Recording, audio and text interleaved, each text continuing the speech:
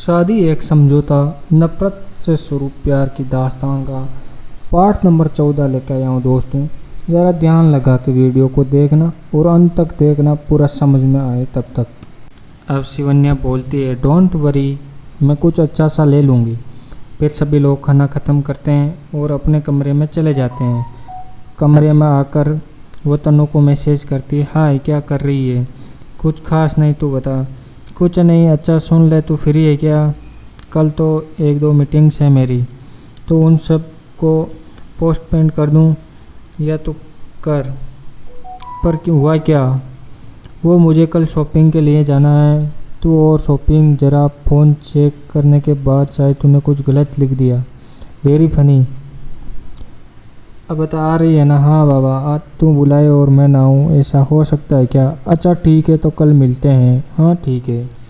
फिर उसने फ़ोन रख दिया और अपने ही ख्यालों में थी। तभी उसने अक्षित की वो बात याद आ गई और वो अक्षित के बारे में सोचने लगी। लो कर लो बात, वे रही तुम्हारी बहन, तुझे उससे दूर रहने के लिए बोल रही है और एक तू है जो उसी के बारे में सोच रही है।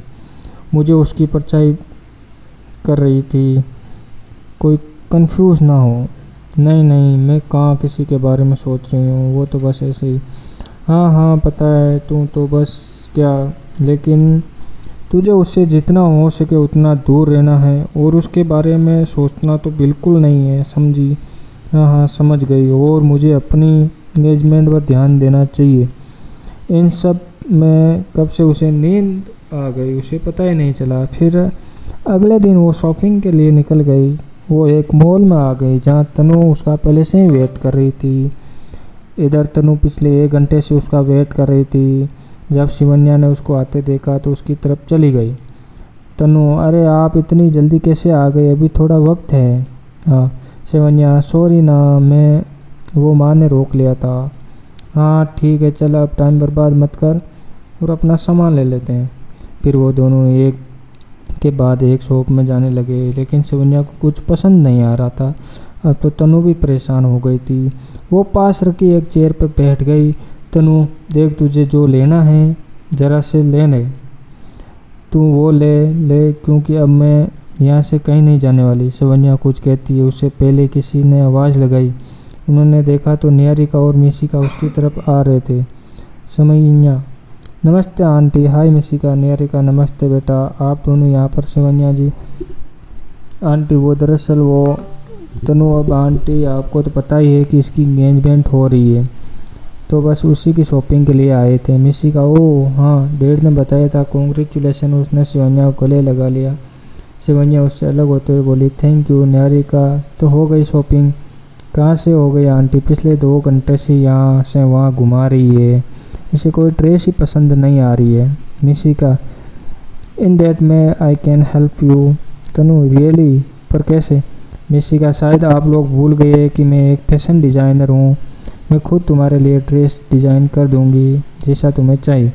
तनु खुशी से, हाँ ये अच्छा है, कम से कम अब मुझे पूरे मॉल में दोबारा तो नहीं घूमना पड़ेगा। उसकी बात सुनकर निहारिका और मिशिका को हंसी आ गई।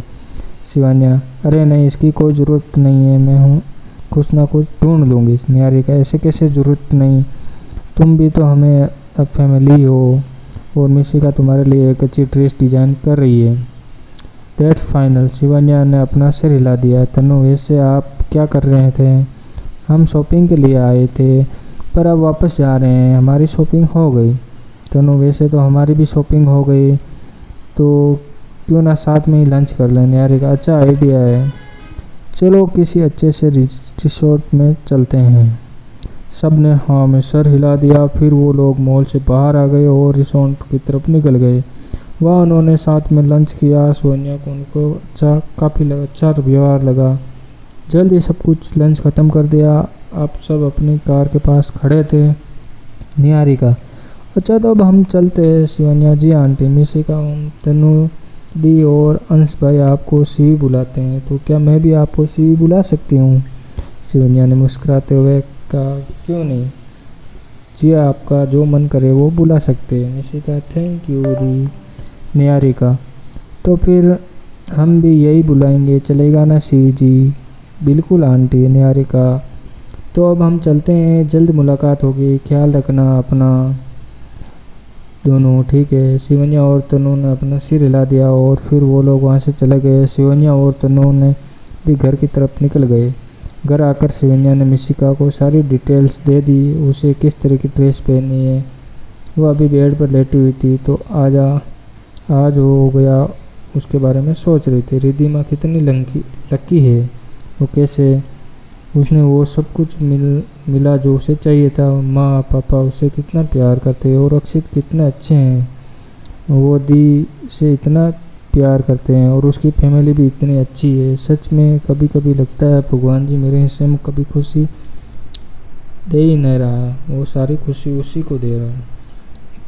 तो तेरी भी तो शादी हो रही है, फिर तो भी खुश रहेगी अपने ससुराल में, पर क्या उसकी फैमिली भी अक्षित की फैमिली जैसी होगी? क्या वो भी मुझे अपना पाएंगे? तो ज़्यादा सोचना बंद कर और सो जा चुपचाप। शिवन्या ने सोने की कोशिश की और थोड़ी देर में उसे नींद आ गई और गहरी नींद में सो गई। तो दोस्तों कैसा लगा हमारा चैप्टर, आगे देखते हैं अगले वाले चैप्टर में क्या होता है। तब तक हमारे चैनल को सब्सक्राइब करना ना भूलें।